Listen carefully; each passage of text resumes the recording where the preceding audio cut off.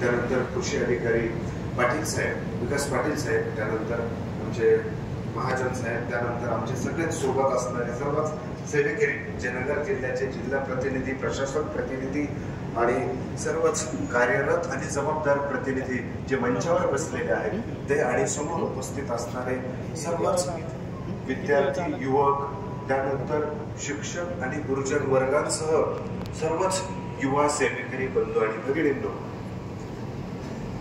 आपण अतिशय उत्साहात आजचा युवा महोत्सव सकाळपासून साजरा करत आहोत. विविध महत्वाच्या विषयांवर चर्चासत्र आज सकाळपासून सुरू आहे. अनमोल असं मार्गदर्शन आपल्या सगळ्यांना सकाळपासून मिळालेलं आहे. विशेष म्हणजे आपलं करिअर, आपला उद्देश, एवढंच नव्हे तर जीवन कसं जगायचं यावर सुद्धा अनेक मान्यवरांनी आज प्रकाश टाकलेला आहे. युवा अवस्था ही फार महत्वाची अवस्था मानवाच्या जीवनातली असते, कारण या अवस्थेत जी ऊर्जा असते ती सर्वोच्च ऊर्जा असते आणि त्या सर्वोच्च ऊर्जेचं रूपांतर सकारात्मक शक्तीत करणं हे फार आवश्यक असतं. आणि सगळ्यात महत्वाचं म्हणजे कुठल्याही राष्ट्राच्या विकासासाठी त्या राष्ट्रातील युवकांची कामगिरी किंवा त्या राष्ट्रातील युवकांचं जे काही कार्य असेल यावर राष्ट्राचं भवितव्य अवलंबून ठरत असतं. भारत या देशाला नेहमीच युवकांचा देश म्हटलं जातं, कारण सर्वात जास्त युवकांची संख्या असलेला हा आपला भारत देश आहे. परंतु आव्हानही आजच्या भारतीय युवकांपुढे ही तितकीच आहे. यामध्ये दोन टप्पे आहेत युवा अवस्थेतल्या युवकांच्या आव्हानांमध्ये. ग्रामीण भागातील युवकांची आव्हानं आणि शहरी भागातील युवकांची आव्हानं असे दोन टप्पे आपण यातनं समजून घेऊ शकतो. त्यात मला वाटतं थोडं जास्त आव्हान आमच्या ग्रामीण भागातील युवकांकडे जास्त असतं. सगळ्यात महत्वाचं म्हणजे मार्गदर्शनाचा अभाव. मोठं व्हायचंय, अधिकारी व्हायचंय, परंतु कुठल्या दिशेनं कशा पद्धतीत जावं असा बऱ्याच वेळेस संभ्रम निर्माण झालेला असतो. बऱ्याच युवक अशाही पद्धतीत वाहवत जातात की माझ्या मित्रानं जे करिअर निवडलंय कदाचित तेच योग्य आहे म्हणून सगळा प्रवाह, सगळा फ्लो एकाच दिशेनं जाताना आपल्याला दिसतो. जसं बऱ्याच वेळा शेतकऱ्यांच्या बाबतीत आपल्याला दिसून येतं की एखादा शेतकरी जेव्हा एखादा पीक घेतो, समजा कांद्याचं पीक एखाद्या शेतकऱ्यांनी घेतलं आणि त्या पंचक्रोशीत फारसे कांदे नसतील, त्यामुळे त्याच्या पिकाला खूप भारी भाव मिळतो. नंतर काय होतं की पंचक्रोशीतले सगळे शेतकरी सगळे कांदे लावून टाकतात आणि मग सगळ्यांचा भाव कमी होऊन जातो. अगदी शिक्षण निवडताना, करिअर निवडतानाही आपल्या समोर असेच आव्हानं उभे असतात की एखादा विद्यार्थी एखाद्या क्षेत्रात प्रावीण्य मिळून तिकडे जातो, त्यावेळी सगळा फ्लो, प्रवाह तिकडे जातो. अशी परिस्थिती आपल्या समाजात आपल्याला पाहायला मिळते. मग आपलं स्किल काय, आपल्याला आपली स्ट्रेंथ काय याचा फारसा विचार आजच्या काळात केला जात नाही.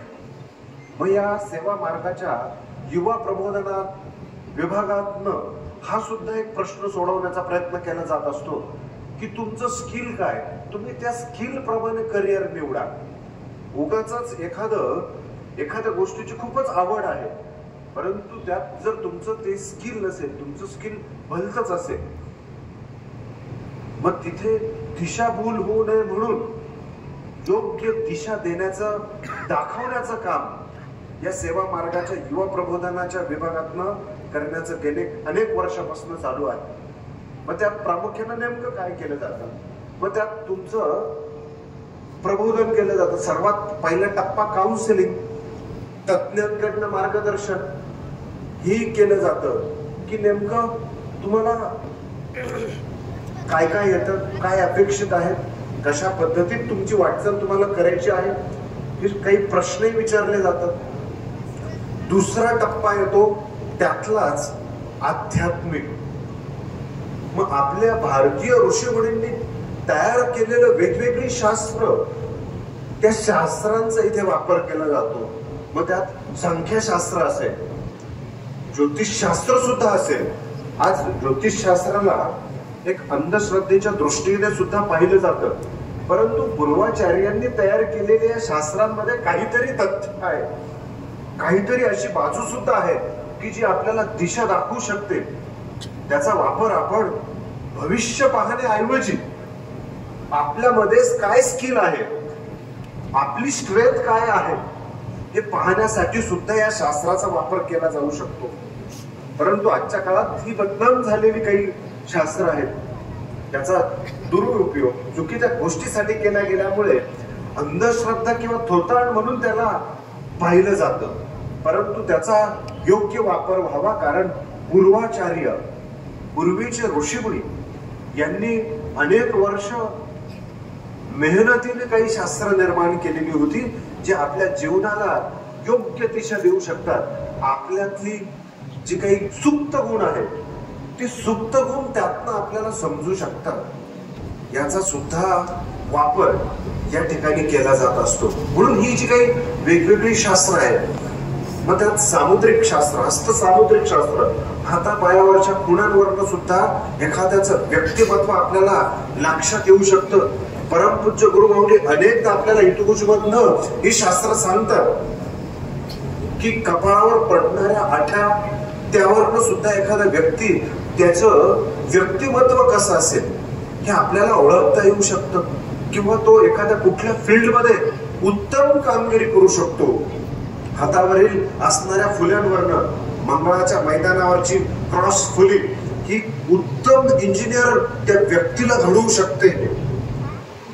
तसंच हातावरील इतर फुटकळ गुणांवरनं सुद्धा आपल्याला आपला जीवनामध्ये जाण्याची वाट ही सगळी शास्त्र सुद्धा दाखवू शकतात.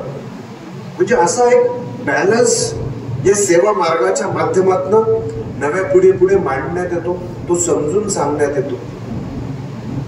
आणि त्यामुळे जी काही नंतर फरफट होते, आपलं एखाद्या क्षेत्रात स्किल नसेल आणि ते स्किल फक्त आवडीमुळे आपण घेतलेलं आहे, आपल्या मित्रांनी घेतलेलं आहे, आणि तिकडे जेव्हा आपण जातो नंतर तिथे फरफट होते, खूप काही केल्या यश मिळत नाही, फ्रस्ट्रेशन, अशा सर्व काही गोष्टी आपण जेव्हा अनुभवतो तेव्हा नक्कीच या शास्त्रांचा आपण आधार घेतला पाहिजे.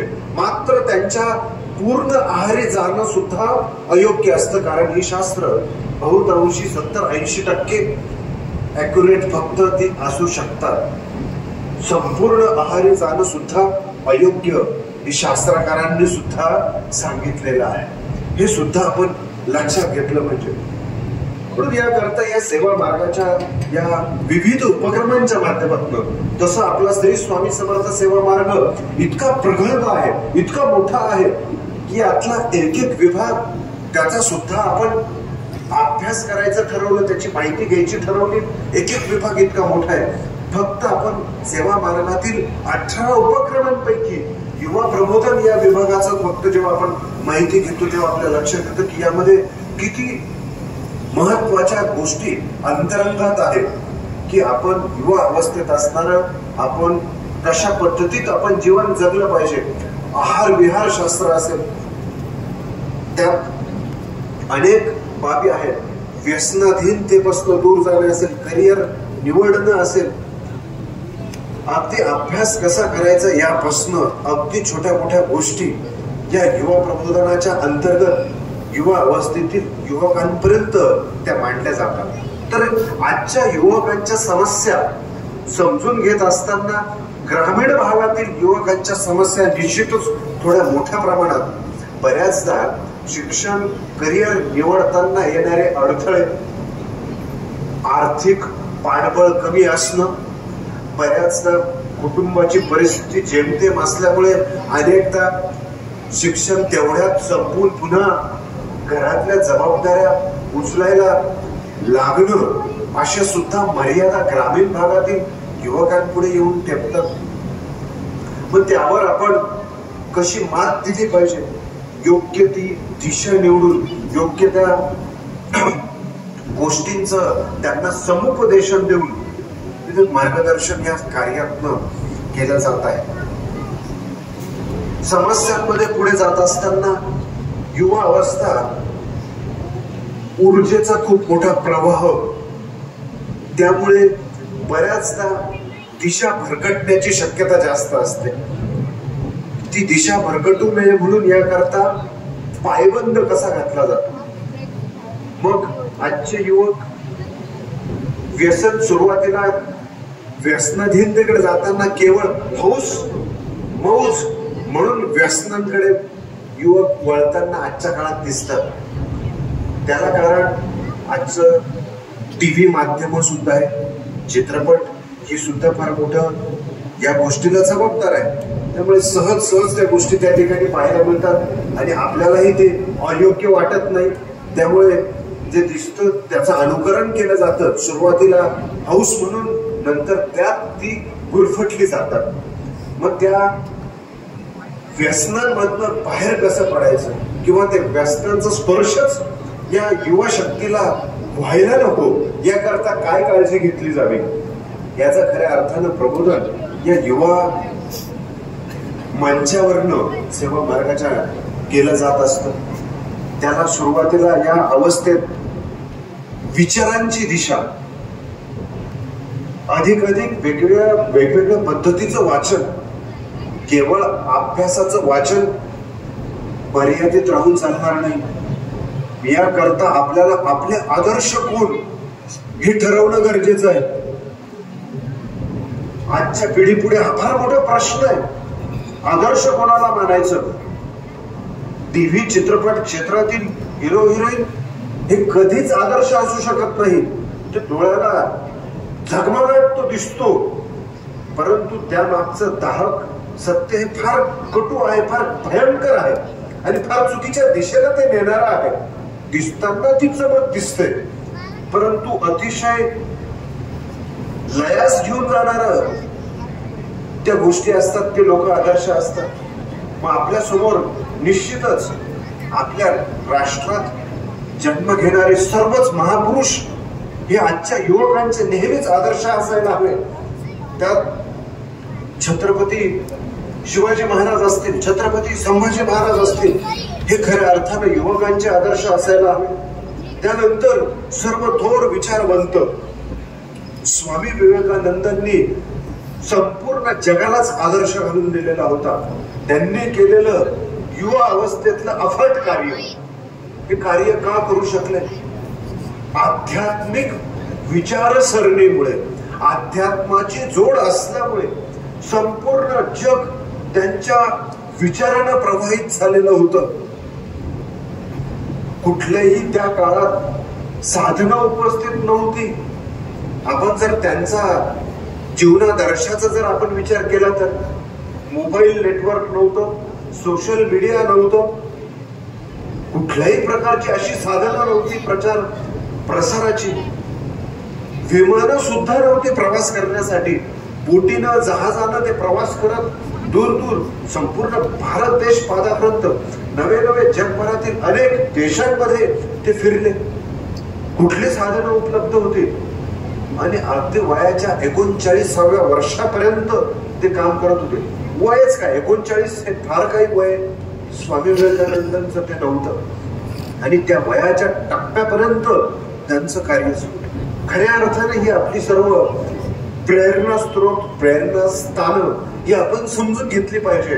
आणि त्याचबरोबर संत मालिका, महाराष्ट्राला एक फार मोठी ईश्वरानं देणगी दिली आहे, ती म्हणजे संत मालिकेची.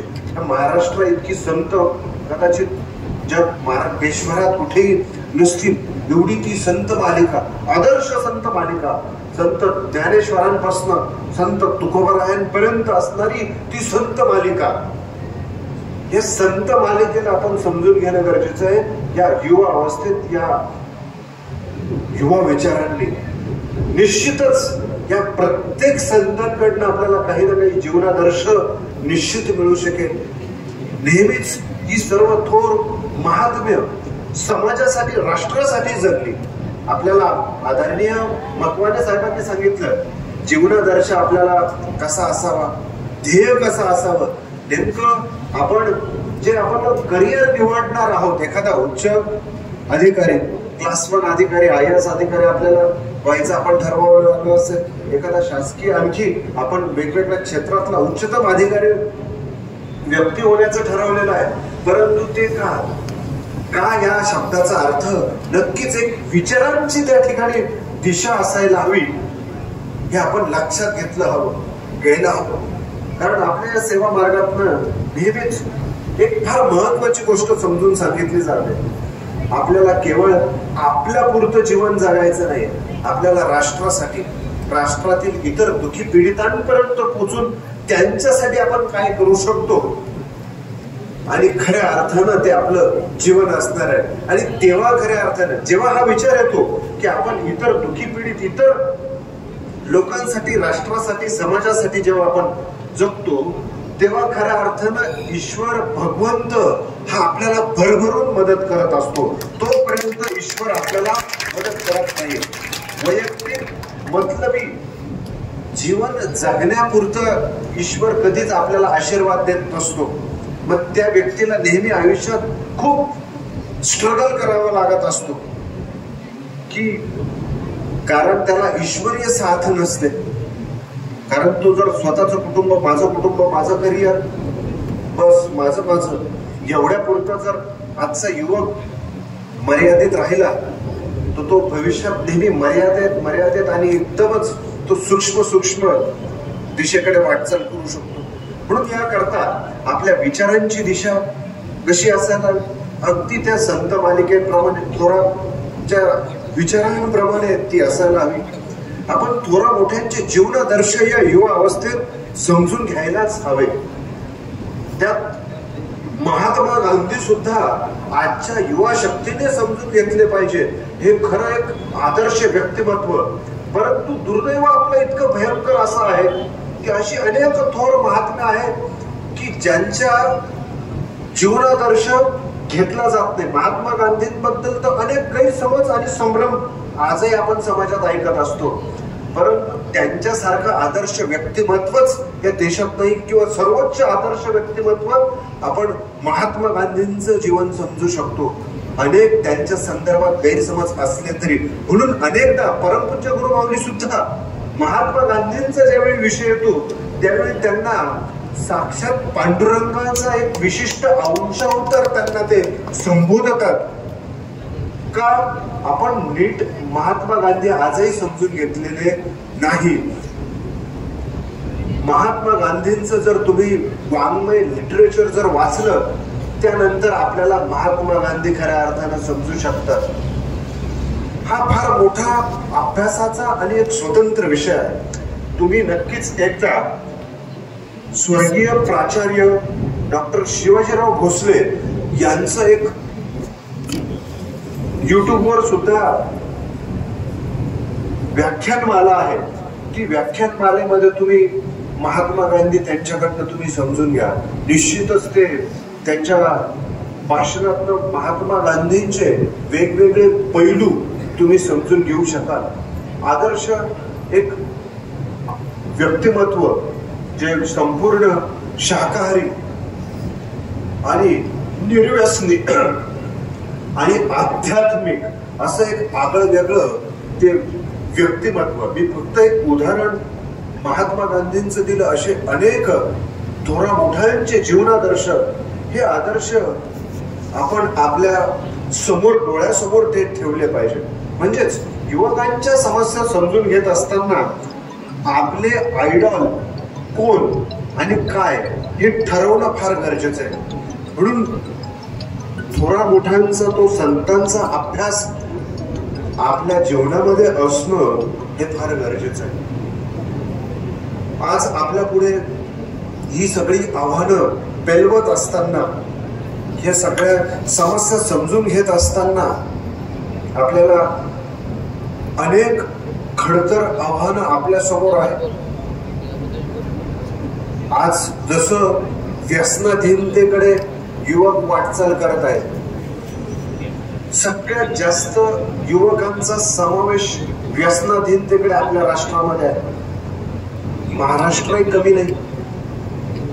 परंतु या परिस्थितीला सामोरं जात असताना त्या युवकांना प्रबोधन करायचं कसं, यासाठी युवकच जर मोठ्या संख्येत पुढे आले या कार्यातनं, तर निश्चितच हेच युवक मोठं क्रांतिकारी कार्य करू शकतात.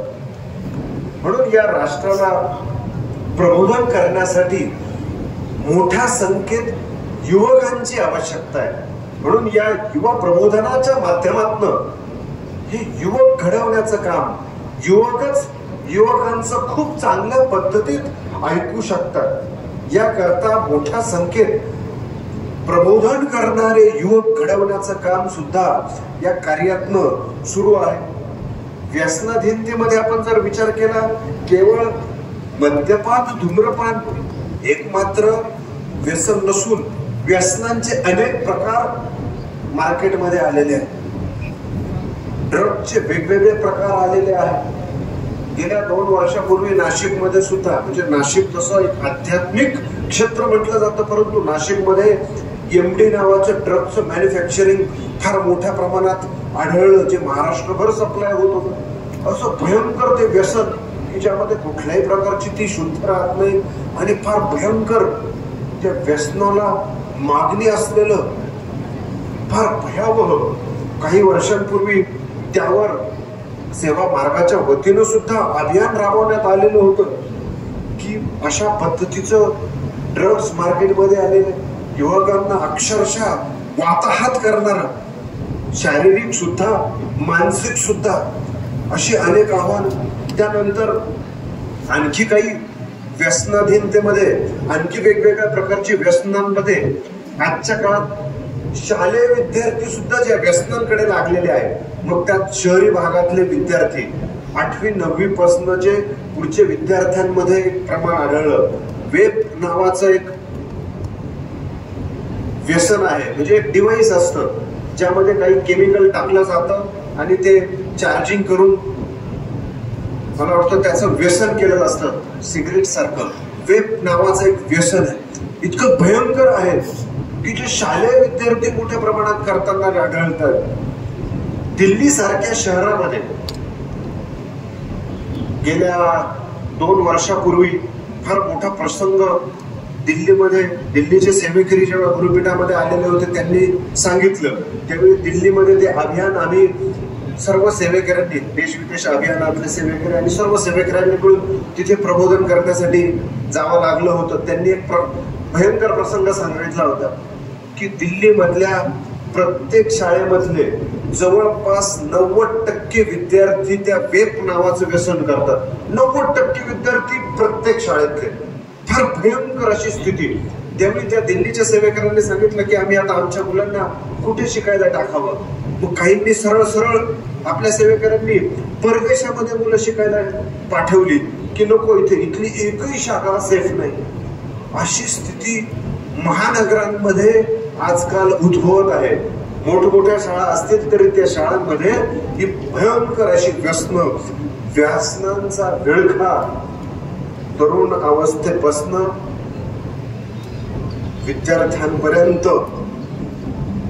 विद्यार्थ्यांपासून तरुणांपर्यंत फार मोठ्या प्रमाणात ही व्यस्त पसरत आहे. फार भयंकर स्थिती राष्ट्रापुढे आहे.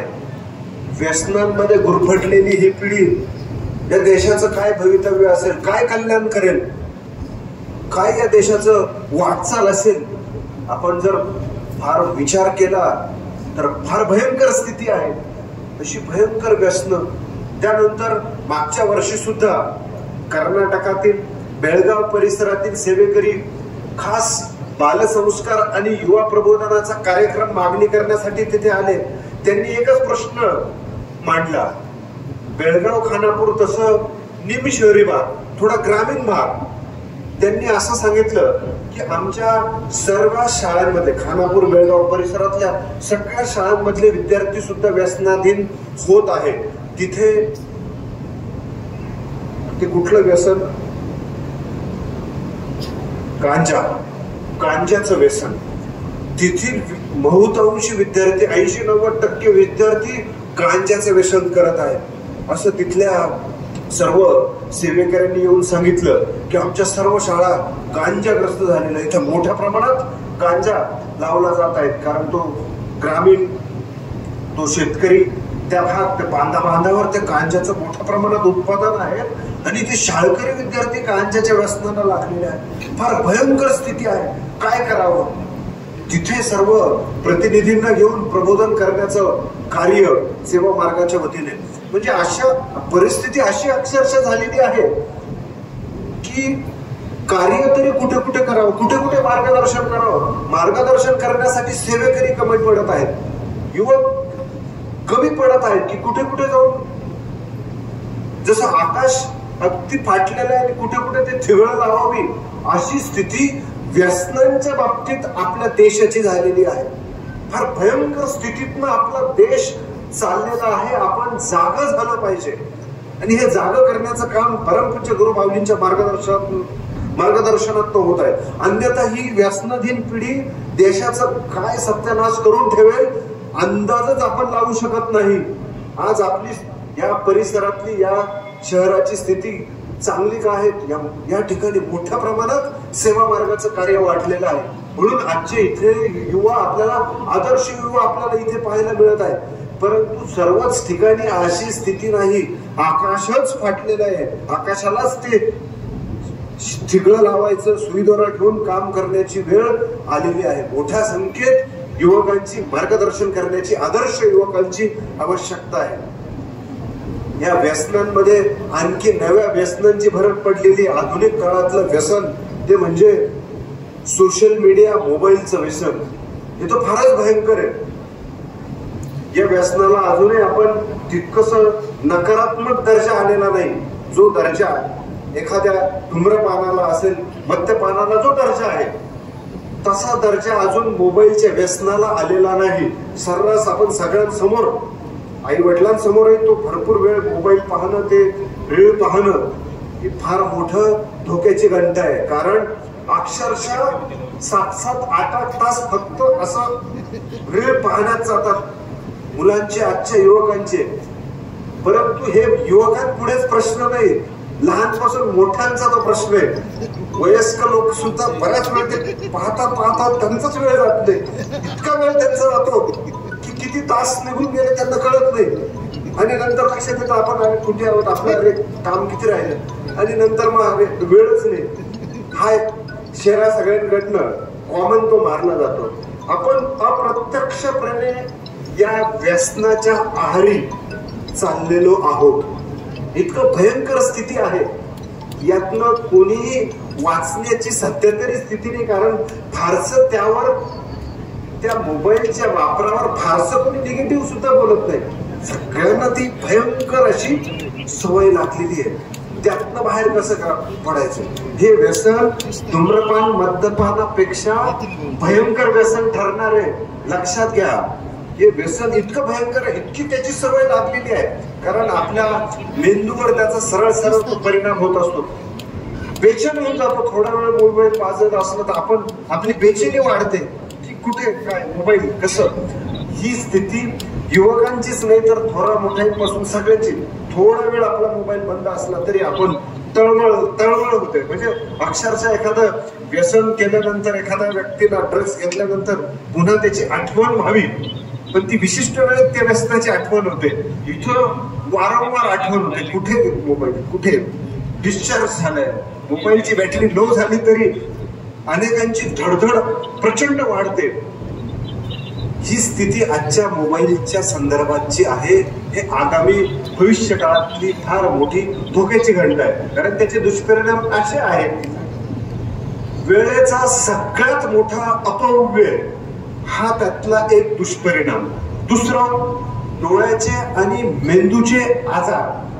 कारण तासनतास एखादी वस्तू, स्क्रीन डोळ्यासमोर असेल तर मेंदू आकुंचन पावण्याची क्रिया होते. अनेक तज्ञांनी हे सांगितलेले, डॉक्टरांनी सांगितलेले आहे आता अनेक शाळांमध्ये प्रबोधन होत आहेत की ऑनलाईन जे काही शाळांमधले काही प्रकार असतील ते बंद करा, ऑफलाईन जास्तीत जास्त विद्यार्थ्यांना शिकवा. त्या विद्यार्थ्यांच्या मेंदूवर सरळ सरळ परिणाम होत आहेत. मग त्यात मुलांची चिडचिड वाढणं असेल, नैराश्य लहान मुलांमध्ये येण्याचं, डिप्रेशन लहान मुलांमध्ये येण्याचा जो प्रकार आहे तो मोबाईलमुळे आहे. त्यानंतर त्यात अनेक गोष्टी आहेत, मुलांचं कॉन्सन्ट्रेशन होत नाही. हा सगळ्यात भयंकर असा प्रकार या मोबाईलमुळे आगामी काळात आपल्या समोर आलेला आहे. दुसरं, या समाज माध्यमांवर, सोशल मीडियावर चुकीच्या गोष्टी सरळ सरळ एंटरटेनमेंट म्हणजेच करमणुकीसाठी वापरल्या जात आहे. आणि त्यावर छोटे छोटे असे काही रील्स असतात जे सरळ सरळ अगदी ज्या आपण गोष्टी चार चौघात बोलू शकत नाही अशा गोष्टी त्या सोशल मीडियावर बोलल्या जात आहेत. आणि त्यावर अनेक रील स्टार आदर्श म्हणून जन्माला येत आहेत. अनेक पॉडकास्ट करणारे, मुलाखतकार ही इतके असे भयंकर आलेले आहेत, ते लोकप्रिय होताना दिसत आहेत. परंतु ते इंटरव्ह्यू घेताना किंवा बोलताना ज्या काही मान मर्यादा अजिबात ठेवत नाही, ज्या पद्धतीत त्यांची विचारसरणी इतकी भयंकर अशी दिसते की ती युवकांना अक्षरशः भयंकर अशा स्थितीत घेऊन जाणारी, दिशाभूल करणाऱ्या स्थितीकडे नेण्याचं काम आजचे ते पॉडकास्ट करणारे 99% लोक दिशाभूल करताना आपल्याला दिसत आहेत.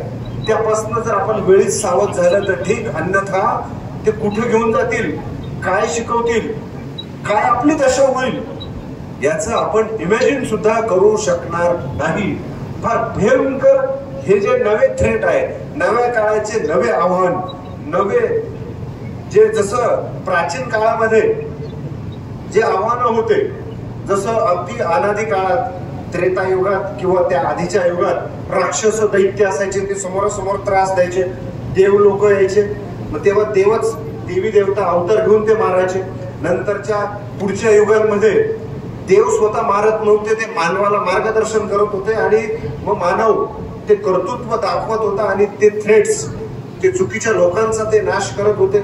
परंतु आजच्या युगामध्ये हे जे काही थ्रेट्स आहेत हे इतके भयंकर आहेत. मोबाईल रूपी दैत्य जो मारताच येऊ शकत नाही आपल्याला, कारण त्याची गरज पण आहे. दुसऱ्या बाजूला तो आपले खूप महत्वाचे काम करतो, परंतु त्याचे जे साईड इफेक्ट आहे ते इतके भयंकर आहे. म्हणून या कलियुगातील हे नवे दैत्य असुर हे जे असे आहे की ज्याला सरळ सरळ आपण मारू शकत नाही, तो खिशातच घेऊन फिरावा लागतो, असं हे नव्या काळातलं आव्हान आहे. मग या आव्हानाला समोर जात असताना आपण काय करू शकतो? तर सगळ्यात महत्वाचा या सर्व गोष्टींवर उपाय, व्यसनाधीनपासून सुद्धा सुटण्याचा उपाय म्हणजे आपल्या मनावर नियंत्रण. मनावर नियंत्रण आपण कधी आणू शकतो? ईश्वरीय उपासनेनं, आध्यात्मिक सेवेमुळेच आपण ते नियंत्रण आणू शकतो. म्हणून यासाठी आध्यात्मिक नियमितपणे आपली उपासना, आध्यात्मिक ग्रंथांचं वाचन हे जेव्हा आपण करू तेव्हा निश्चितच आपल्याला मनावर नियंत्रण आणता येतं. कुठल्याही गोष्टीच्या आहारी जाणं म्हणजे व्यसन, मग ते धूम्रपान मद्यपानाचं असेल किंवा मोबाईलचं असेल, त्यावर आपलं नियंत्रण असलं पाहिजे. आज असं होतंय की मोबाईलचं आपल्यावर नियंत्रण आहे, मोबाईल आपल्याला ऑपरेट करतो आहे, ही आजची परिस्थिती आहे. मग ऐवजी आपण त्याचा वापर किती कसा करावा हे आपल्या पद्धतीत आपल्या मनाला ठरवता आलं पाहिजे. आपल्या मनाचं त्या ठिकाणी नियंत्रण असलंच पाहिजे. मग ते कधी असेल तर आध्यात्मिक जेव्हा आपण उपासना करतो त्यावेळी. म्हणून परमपूज्य गुरुमाऊली नियमितपणे आपल्याला आध्यात्मिक उपासनांच्या संदर्भात मार्गदर्शन करत असतात. आपली प्रतिदिन दैनंदिन जर आपली नित्यसेवा व्यवस्थित असेल तर निश्चितच आपल्याला मनावर नियंत्रण आणता येतं. आणि या कलियुगाचं रहस्यच ते आहे. जोपर्यंत तुमच्या मनावर जोपर्यंत तुमचं नियंत्रण नाही तोपर्यंत तुमची दिशा व्यवस्थित राहू शकणार नाही. म्हणून मनाला त्या संयमाचे लगाम असायला हवे. याकरता आपण नियमितपणे त्या उपासना, योग्य तो सत्संग म्हणजे योग्य लोकांकडनं नियमितपणे जर आपण मार्गदर्शन घेत राहिलो, निश्चितच हे प्रबोधन आपल्याला जीवनाची दिशा ठरवण्यासाठी योग्य ठरू शकणार आहे. म्हणून यासाठी या कार्यात, या युवा प्रबोधनाच्या माध्यमातून आपल्याला या सर्व गोष्टी लक्षात घ्यायला हव्या. त्यानंतर पालकांशी संवाद हा युवा अवस्थेतला हा एक प्रश्न आपण लक्षात घेतला पाहिजे. अनेक युवा अवस्थेत आपल्या पालकांशी संवाद आपला कमी साधला जातो. त्यासाठी आपण युवकांनी सुद्धा एका गोष्टीकडे फार प्रामुख्यानं लक्ष दिलं गेलं पाहिजे. आपल्याला ज्या ज्या काही गोष्टी वाटतात त्या आपण आई वडिलांसमोर, आपल्या घरातील इतर सदस्यांसमोर त्या मांडणं गरजेचं आहे. योग्य तो संवाद साधत राहणं हे फार गरजेचं आहे. कारण आज जसं आपल्याला अनेक तज्ञांनी आजच्या मार्गदर्शनामध्ये सांगितलं की आपल्या पुढे आव्हानांमध्ये आपला संयम कमी होत चाललेला आहे. की आपण अगदी छोट्याशा अपयशानं लवकर आजचे मुलं खचून जातात. अगदी छोट्या छोट्या गोष्टींमुळे आजची युवक खचताना दिसतात, चुकीच्या वाटेला जाताना दिसतात, आत्महत्या करताना आजचे तरुण सगळ्यात जास्त मोठ्या प्रमाणात आपल्याला दिसत आहेत की थोडं अपयश आलं आणि त्यांनी आत्महत्या केली. मग तो संयम कसा वाढवायचा, प्रसंगाला, संकटाला सामोरं कसं जायचं आणि संकटाला सामोरं जाण्याची शक्ती आपण कशी ठेवली गेली पाहिजे. कारण हे सर्व अध्यात्म, हे थोर संत, विचारवंत आपल्याला एक निश्चितच प्रेरणा देत असतात. आणि हे सगळे थोर विचारवंत संत कधीच सहज त्यांच्या जीवनात यशस्वी ठरताना दिसले नाही. सतत त्यांनी संकट झेलली, सतत संकटांचा सामना केला. असा एकही संत नव्हता की ज्यानं समाजाचा विरोध पत्करला नाही, त्याच्यावर एखादं संकट आलं नाही. सगळ्यात मोठमोठी संकट या संत मालिकेवरच आलेली हा इतिहास आहे, हे आपण समजून घेतलं पाहिजे. आणि त्यांचा आपण जीवनादर्श जर ठेवला, एवढं किती मोठं अपयश, मोठं संकट, त्या संकटाचा आपल्याला सामना करण्याची आपण शक्ती ठेवली गेली पाहिजे. छत्रपती शिवरायांनी सुद्धा फार मोठं आव्हान होतं.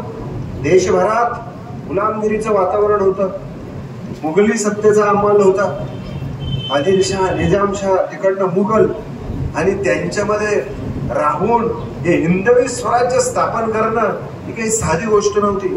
अनेक संकट त्यांनी झेलले, कुठेच डगमगले नाही. येऊ त्या संकट, अपयश सुद्धा आलं, परंतु त्याचा ते मुकाबला करत राहिले.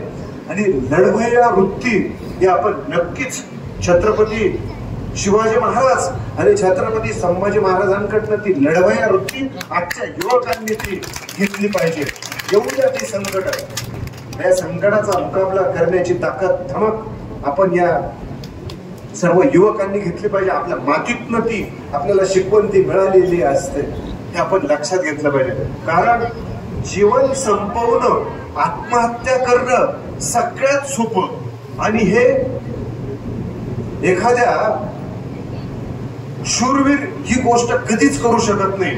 लढवय्या शूरवीर नेहमी संकटाला समोर राहून जीवन जगून दाखवणं हे खरं चॅलेंज आहे, आणि तो खरा शूरवीर आहे, हे आपण लक्षात घेतलं पाहिजे. आपल्याला शूरवीर व्हायचंय म्हणजे कुठल्याही संकटाला खचून न जाता त्याचा मुकाबला करणं, खऱ्या अर्थानं आपण लढवय्य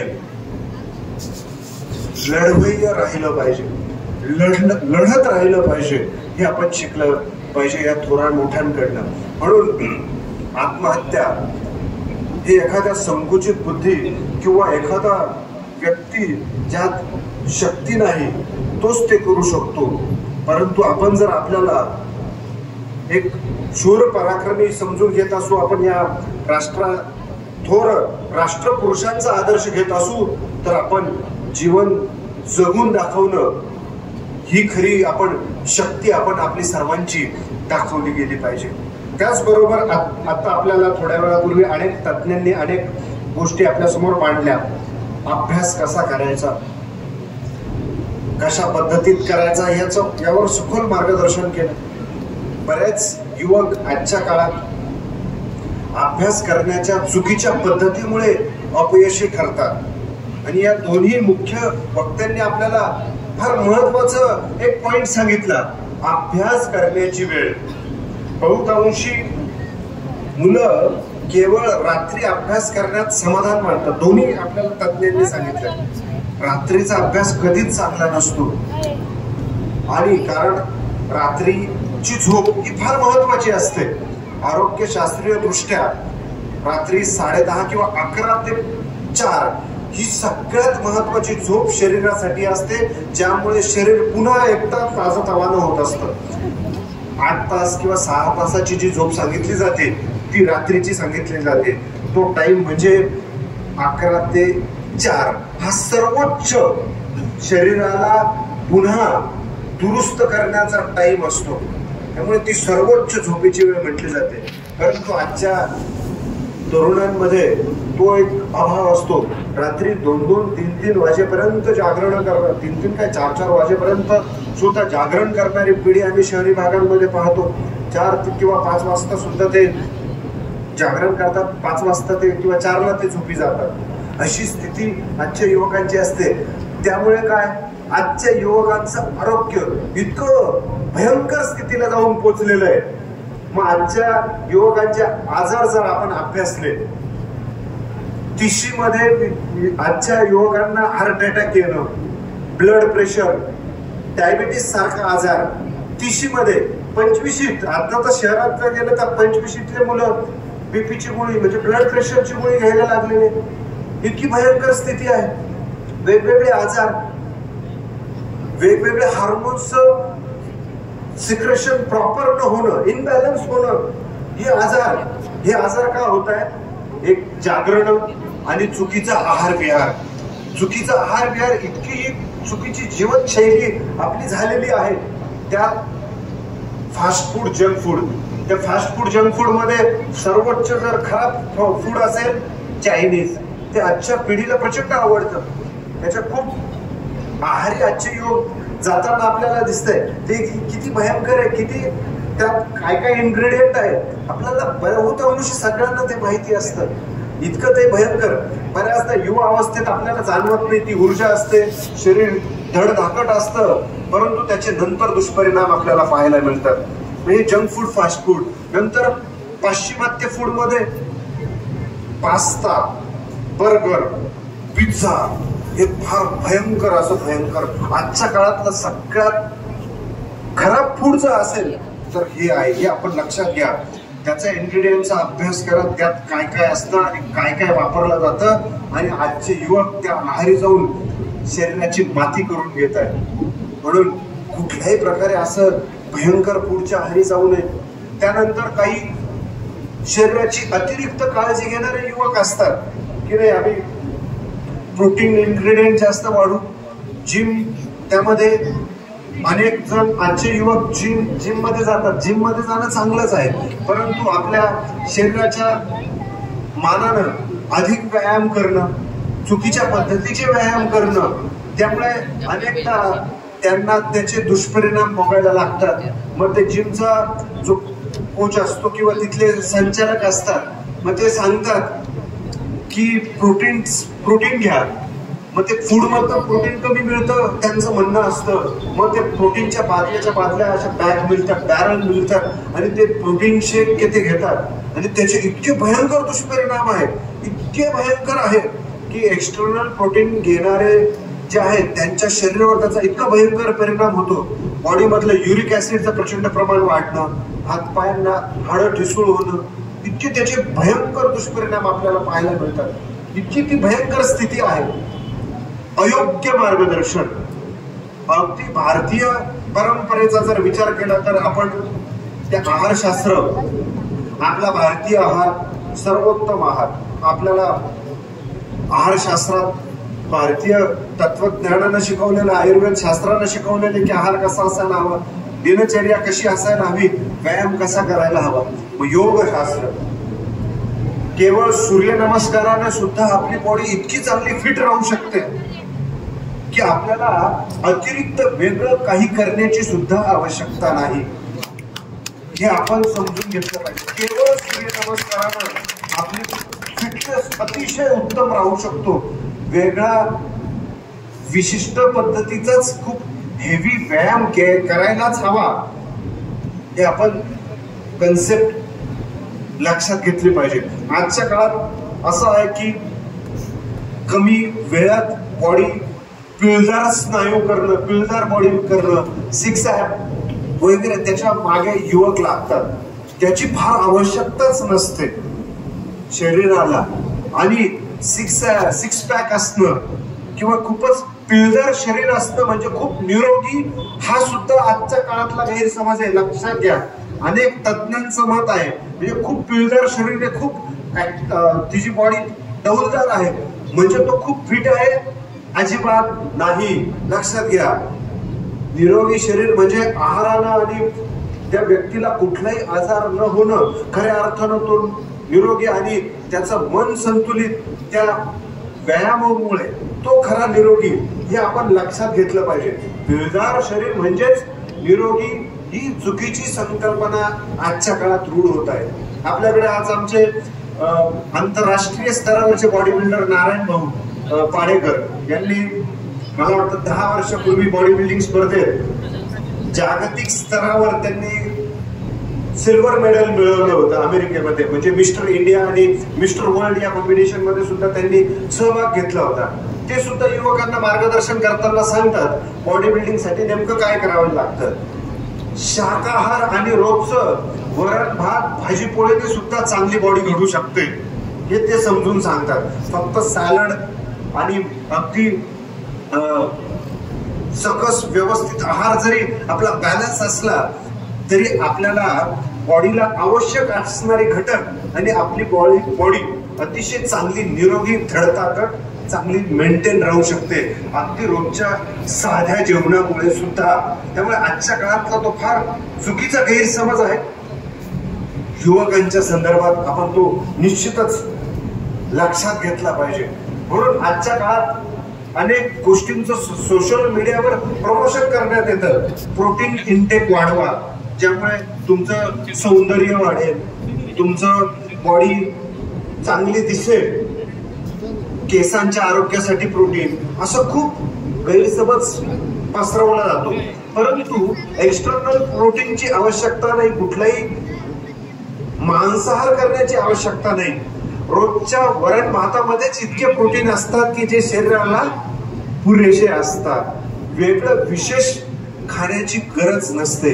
फक्त एवढंच एक नियम पाळला पाहिजे, बाहेरचं junk food, fast food, pizza, burger, pasta असेल, चायनीज असेल, हे जर टाळलं तर निश्चितच आपण खूप चांगलं आपलं शरीर मेंटेन करू शकतो. म्हणून यासाठी अनेक राष्ट्रपुरुषांनी यावर प्रबोधन केलेलं आहे. स्वामी विवेकानंदांनी सुद्धा प्रबोधन केलेलं आहे की आजच्या युवकांनी शरीर यष्टी चांगली कमावली केली पाहिजे, त्यांनी योग साधना केली पाहिजे. कारण ही खऱ्या अर्थानं राष्ट्राची शक्ती आहे, राष्ट्राची ती प्रेरणा आहे. आणि युवक जर सशक्त असतील, धडधाकट असतील तर अशक्यही शक्य कार्य आजच्या काळात युवक साध्य करू शकतील. म्हणून ही राष्ट्राची शक्ती संघटित आणि शक्तीसह निरोगी अशी राष्ट्राची शक्ती जपली गेली पाहिजे, असं सर्व आपले थोर विचारवंत स्वामी विवेकानंदांनी सुद्धा वेळोवेळी या प्रबोधनात युवकांना आव्हान केलेलं आहे. हे आपण लक्षात घेतलं पाहिजे. म्हणून आपल्याला आपलं आरोग्य या युवा अवस्थेत व्यवस्थित ठेवलं गेलं पाहिजे. उगाच मग खूप अभ्यास आहे, मग जेवणाच्या वेळा, आहारशास्त्रामध्ये महत्वाचा फॉर्म्युला आहे, जेवणाच्या वेळा पाळणं हे फार महत्वाचं आरोग्याच्या दृष्टीने सूत्र आहे की आपण वेळेत आहार घेतला पाहिजे, वेळा जेवणाच्या ठरल्या गेल्या पाहिजे. मग आयुर्वेद शास्त्र काय सांगतं? सकाळी अधिक आहार, दुपारी मीडियम आहार आणि संध्याकाळी कमीत कमी आहार हे सूत्र आरोग्य व्यवस्थित राहण्याचं आरोग्यशास्त्रानं किंवा आयुर्वेदानं सांगितलेलं आहे. मग त्यात एक म्हण म्हटली जाते की सकाळी राजाप्रमाणे जेवण करावं, दुपारी शिपायाप्रमाणे आणि रात्री संध्याकाळी भिकाराप्रमाणे. म्हणजे तो आहाराचा क्रम तसा असायला हवा. अधिक आहार हा सकाळी असायला हवा. नेमकं आपलं सूत्र उलट असतं. सकाळी थोडक्यात आपण थोडासा नाश्ता करतो, दुपारी मीडियम जेवतो आणि रात्री सगळ्यात जास्त भरभरून आपण ते जेवत असतो. त्यामुळे आपल्या भारत देशामध्ये जे आजारांचं प्रमाण वाढलेलं आहे या चुकीच्या आहार शैलीमुळे.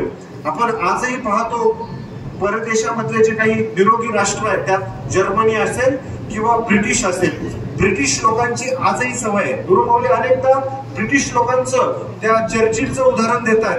100-110 वर्षापर्यंत लोकांचं आयुष्य त्या ठिकाणी, त्या अनेक गावागावांमध्ये 100-110 वर्षाचे लोक तिथे आजही आहेत. आपण मागच्या वर्षी पाहिलं की ब्रिटनची महाराणी 99-98 वर्षी पर्यंत ती जिवंत होती, कार्यरत होती. तेवढं तिचं आयुष्य. आजच्या काळात आपण आपलं 100 पर्यंत स्कोर कुणीही करू शकणार नाही अशी आपली जीवनशैली आहे. 100 पर्यंत कुणीही टच होणार नाही, इतकी चुकीची जीवनशैली आहे. मग या चांगल्या जीवनशैलीसाठी करावं काय लागतं? हे लोक सकाळी चांगला जास्तीत जास्त सकस आहार घेतात. जर्मन ब्रिटिश लोक सुद्धा. आणि ही भारतीय प्राचीन आयुर्वेदीय परंपरा होती. सकाळी जास्तीत जास्त 9 वाजेपर्यंत जे जेवण करतात, सकाळी 9 वाजेपर्यंत जे सकाळी जेवण घेतलं जातं त्या जेवणाचं कुठलंही फॅट बनत नाही, अतिरिक्त चरबी बनत नाही. मग तुम्हाला चरबीयुक्त, बरेच जण वजन वाढतं म्हणून चरबीयुक्त आहार कमी करतात. परंतु सकाळी 9 वाजेच्या आत जर तुम्ही चरबीयुक्त आहार जरी खाल्ला तरी त्याची चरबी बनत नाही. दुपारी मीडियम आहार आणि शक्यतो संध्याकाळ 7 वाजेच्या आत जर आपण संध्याकाळचं जेवण जर घेतलं तर आपण खूप चांगल्या पद्धतीत निरोगी राहू शकतो. आणि त्यानंतर जर आपण 4 किंवा 4 तासानं जर आपण झोप घेतली तर ती झोप ही उत्कृष्ट झोप मानली जाते. म्हणजे हे खरं निरोगी आरोग्याचं, दीर्घायुष्याचं हे खरं सूत्र आहे. आपण एक जॅपनीज व्यक्तीने सुद्धा इकिगाई नावाचा एक ग्रंथ लिहिला आहे, त्यात दीर्घायुष्याचं रहस्य लिहिलेलं आहे. आपण त्याचा सुद्धा अभ्यास करू शकतात की संध्याकाळ नंतर कमीत कमी आहार घेणं. 7 वाजेच्या आत जर तुम्ही जेवणाची सवय लावली, सुरुवातीला आपल्याला खूप अवघड पडतं कारण आपल्याकडे 9 नंतर, काही ठिकाणी 11 नंतर 11 वाजता लोक जेवतात. आणि मोठ्या शहरांमध्ये, मी मागच्या वर्षी पुण्यामध्ये पाहिलं होतं, रात्री 1 वाजता तिथे लोक हॉटेलमध्ये जेवण करतात. रात्री 1 वाजता. किती भयंकर. आणि सगळेजण त्यांचं आरोग्य पूर्णपणे शरीर बर्बाद करून टाकत आहेत. ही वेळ जेवणाची नाही, ती शरीराला रिलॅक्स करण्याची वेळ आहे. कारण जेवण करत असताना सर्व यंत्र, म्हणजे बॉडीमध्ये असणारी सगळी यंत्र कार्यरत असतात. पचनक्रिया सुरू असते, म्हणजे सगळे प्रक्रिया ही सुरू असते. आणि मग रात्री पचनक्रिया करायची की शरीराला आराम करायचा, मग त्या ठिकाणी मग अनेक अनारोग्याच्या समस्या त्या ठिकाणी निर्माण होतात. म्हणून हे आरोग्याचं सहज सोपं सूत्र जर तुम्हाला भविष्यात दीर्घायुष्य राहायचं असेल, कुठलाही आजार होऊ द्यायचा नसेल, सहज सोपं जेवणाच्या वेळा पाळणं आणि योग्य सोपा सहज सात्विक आहार घेणं, हे जर आपण आयुष्यभर केलं, निश्चित तुम्ही 100 वर्षापर्यंत तुमचं जीवन जगू शकाल. त्याला जोड आध्यात्मिक उपासनेची असली तर. कारण आध्यात्मिक उपासनांमुळे तुम्हाला मनावर नियंत्रण आणि संयम हे तुम्हाला अध्यात्म शिकवत असतं. म्हणून या युवा अवस्थेतच या गोष्टी समजून घेणं गरजेचं आहे.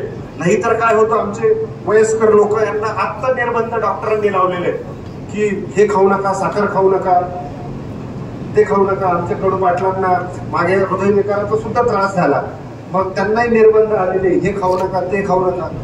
तशी आपल्यावर वेळ येऊ द्यायची नसेल तर आपण या तरुण वयात योग्य आहाराच्या वेळा योग्य पाळणं, सकस आहार हे आपण करणं गरजेचं आहे. कारण आमच्या कडू पाटलांनी पूर्वी फार धावपळ केलेली आहे, जेवणाच्या वेळेस ते पाळत नव्हते, म्हणून त्यांच्या बाबतीत ते घडलं. सकस आहार घेत होते, पण योग्य वेळी तो घेणं हे तितकंच महत्वाचं आहे, हे लक्षात घ्या. म्हणजे उगाच असं व्हायला नको की ते काहीही चुकीचं खात होते असाही अर्थ लागायला नको. म्हणून सकस आहार असावा, परंतु तो योग्य वेळी असावा हे सुद्धा आपण लक्षात घेणं गरजेचं आहे.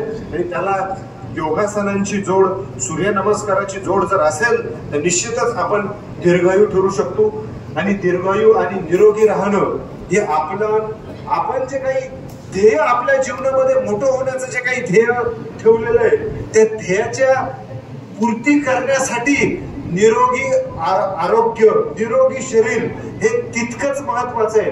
आरोग्याची, शरीराची साथ असेल तरच ते ध्येय आपल्याला मिळवता येणार आहे, हे लक्षात घ्या. म्हणून यासाठी या युवा प्रबोधनाच्या माध्यमातून युवकांना बजावून सांगण्यात येत आहे की तुम्ही आरोग्याची काळजी घ्या.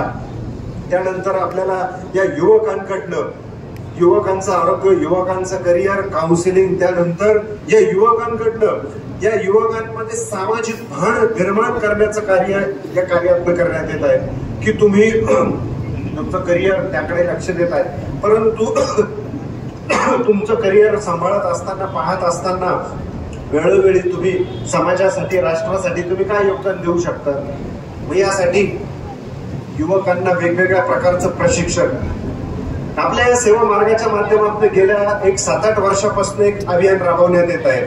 जिल्हानिहाय पथकं तयार करण्यात येत आहे डिझास्टर मॅनेजमेंटची, म्हणजे आपत्ती व्यवस्थापनाची काही आपण टीम तयार करत आहोत प्रत्येक जिल्ह्यानिहाय.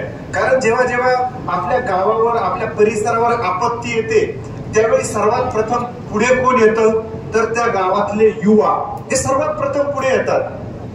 त्यांच्यात नैसर्गिक ती प्रेरणा असते की कुठे काही झालं की ती सर्वात प्रथम मदत करण्यासाठी युवा पुढे येत असतात. परंतु बऱ्याच वेळा पंचायत अशी होते त्यांना प्रशिक्षण नसतं. समजा पूर परिस्थिती आहे, मग जर त्यांना पोहायला येत नसेल, उडणारा माणूस वाचवायचा कसा, त्यांच्याकडे हिंमत आहे, धैर्य आहे, परंतु त्याचं स्किल नसेल तर मग यासाठी या सेवा मार्गाच्या आपत्ती व्यवस्थापनाच्या माध्यमातून त्यासाठी प्रशिक्षण देण्यात येत असतं. दरवर्षी आपलं ते प्रशिक्षण असतं. मागच्या वर्षी आपण नृसिंहवाडीला प्रशिक्षण आपत्ती व्यवस्थापनाचं दिलं होतं की पूर आल्यानंतर आपण लोकांना त्यातनं बाहेर कसं बाहेर काढायचं, त्यानंतर त्या ठिकाणी आपत्तीग्रस्त भागात मदत कशी करायची, या सर्व गोष्टी. त्यानंतर सर्पदंश असेल, सर्पांचा त्रास असेल, मग त्यापासून काळजी कशी घ्यायची, त्या ठिकाणी आपण कसं वाचवायचं, आग लागलेली असेल त्या ठिकाणामधनं लोकांना बाहेर कसं काढायचं, तिथं आग विझवण्यासाठी नेमकी मदत कशी केली गेली पाहिजे, ती विझवायची पद्धत काय आहे, आग नेमकी कशाला लागलेली आहे, शॉर्ट सर्किटची आग आहे की एखादं द्रव्य आहे ते पेटलेलं आहे, म्हणजे रॉकेल, डिझेल, ऑइल ते पेटलेलं आहे का, मग त्याची आग कशी विझवायची, याच्या कॅटेगरीसह युवकांना प्रशिक्षण देण्यात येतं. त्यानंतर आणखी वेगवेगळ्या नैसर्गिक आपत्ती असतील, भूकंप सदृश्य परिस्थिती असेल, दुष्काळग्रस्त परिस्थिती असेल, या प्रत्येक परिस्थितीमध्ये युवकांनी त्या आपत्तीसाठी नेमकं काय काय करायचं याचं एक विशिष्ट प्रशिक्षण दिलं जात आहे. म्हणून यासाठी आपत्ती व्यवस्थापनाचे धडे हे युवकांना, कारण काय माहिती नाही कधी आपल्याला त्या गोष्टीची मदत किंवा त्या गोष्टीची गरज पडू शकेल, कुठे काय होईल. कारण या आपत्ती काही सांगून येत नाही, भूकंप काही सांगून येत नाही, आग काही अशी आपल्या समोर लगेच असे पूर्व सूचना किंवा पूर्व कल्पना त्याची नसते, अचानक या गोष्टी घडत असतात. मग अचानक झालेल्या गोष्टींच्या ठिकाणी आपण कसं धावून गेलं पाहिजे, कशी मदत केली पाहिजे, यासाठी आपत्ती व्यवस्थापनाचं प्रशिक्षण सगळ्याच जिल्ह्यातील प्रत्येक युवकांपर्यंत पोहोचवण्याचं ध्येय या युवा प्रबोधन विभागाच्या माध्यमातून मांडण्यात आलेलं आहे. हा फार महत्वाचा विभाग आहे. त्यानंतर आमच्या भगिनींसाठी सुद्धा एक प्रशिक्षण आजच्या काळानुसार देण्यात येत आहे. थोड्या वेळापूर्वी आमच्या भगिनीने नाटिकेमधनं सांगितलं की स्वसंरक्षणाचे धडे हा एक फार महत्वाचा विषय आपण अनेक दिवसांपासून देत आहोत. याचं प्रशिक्षण अनेक जिल्ह्यांना देऊन झालेलं आहे. यामध्ये आपण एक प्रशिक्षण असं छोटंसं डिझाईन करण्यात आलेलं आहे की हे प्रशिक्षण विशेष भगिनींसाठी आहे. मग त्यात लहान मुली असतीलही त्या किंवा वृद्ध महिला असतील त्या सुद्धा त्याचा वापर करू शकतील. टेक्निक शिकवलं जात आहे, स्वतःचा बचाव कसा करायचा आणि प्रहार कसा करायचा. एखादा व्यक्ती आपल्याला त्रास देत आहोत, एखाद्या व्यक्तीने आपल्याला पकडून ठेवलेलं आहे, त्या पकडीमधनं आपण बाहेर कसं पडायचं आणि त्याला योग्य असा प्रहार कसा काढायचा. त्यानंतर एक आपण पांढरीची काठी आहे, जी काठीचं महत्व आध्यात्मिक आपल्याला सगळ्यांना माहिती आहे. नैसर्गिक ती काठी आपल्याला कशा पद्धतीत काम करते, परंतु ती काठी अशा पद्धतीत सुद्धा डिझाईन करण्यात आलेली आहे की जी तुम्ही तुमच्या पर्समध्ये सोबत जर कायम ठेवली आणि तुमच्यावर असा काही प्रसंग आला तर त्या प्रसंगामध्ये त्या काठीचा असा प्रहार जर तुम्ही केला तर समोरच्या व्यक्तीचे कमीत कमी तुम्ही 3 हाडं तुम्ही सहज मोडू शकतात. तुमच्याकडे ती काठी नसेल तरीही हातावर अशा ठिकाणी प्रहार केला जातो की हात कंप्लीट 3 ठिकाणी मोडू शकतो. असं सुद्धा प्रशिक्षण तुम्हाला देण्यात येतं की अशा मर्मस्थानी मनुष्याच्या शरीराचे असे काही मर्मस्थानं असतात. अशा मर्मस्थानांवर जर प्रहार केला तर समोरचा